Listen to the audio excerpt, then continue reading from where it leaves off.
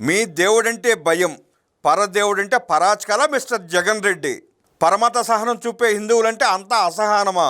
ఒకప్పుడు తన సొంత పత్రికలో యేసు ప్రభు ఫోటో వేషంలో చిన్న పొరపాటు జరిగితే తప్పును అశ్రద్ధ వల్ల జరిగింది, నన్ను క్షమించండి అంటూ స్వహస్తాలతో సంతకం చేసి పశ్చాత్తాపం ప్రకటించిన జగన్ రెడ్డి నేడు కోట్లాది మంది హిందువుల ఆరాధ్య దైవం వెంకటేశ్వరుని ప్రసాదం అపవిత్రమైందన్న చేదు నిజం మీద రుబాబు చేస్తున్నాడు.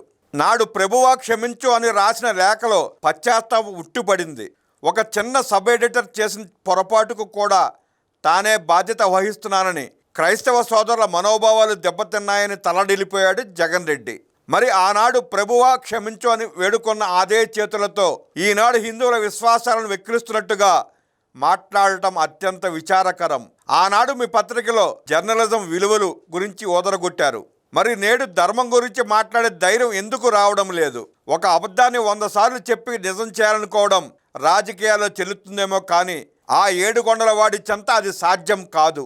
ఒకప్పుడు మీరు కోరిన క్షమాపణలు కేవలం డ్రామా కాదని నిరూపించుకోవాలంటే తిరుమల విషయంలో జరిగిన పాపానికి కూడా అంతే నిజాయితీగా బాధ్యత వహించాల్సి ఉంటుంది జగన్ రెడ్డి. ఇక్కడ కనిపిస్తున్న విచిత్రం ఏమిటంటే తన మతానికి సంబంధించిన చిన్న తప్పు జరిగితే శిక్షకు కూడా సిద్ధమని ప్రకటించిన నాయకుడు అన్య మతస్థుల మనోభావాల విషయంలో మాత్రం వేళాకోళం చేస్తున్నాడు. నాడు సాక్షి కుటుంబం 100 కోటి క్షమాపణలు తెలుపుతోంది అన్నాడు. మరి మీ వైకాపా చేసిన ఈ మహాపాపానికి మీ బంధుగణం ఎన్ని కోట్ల ప్రాయశ్చిత్తం చేసుకుంటుంది అని భక్తులు సూటిగా అడుగుతున్నారు మిస్టర్ జగన్ రెడ్డి.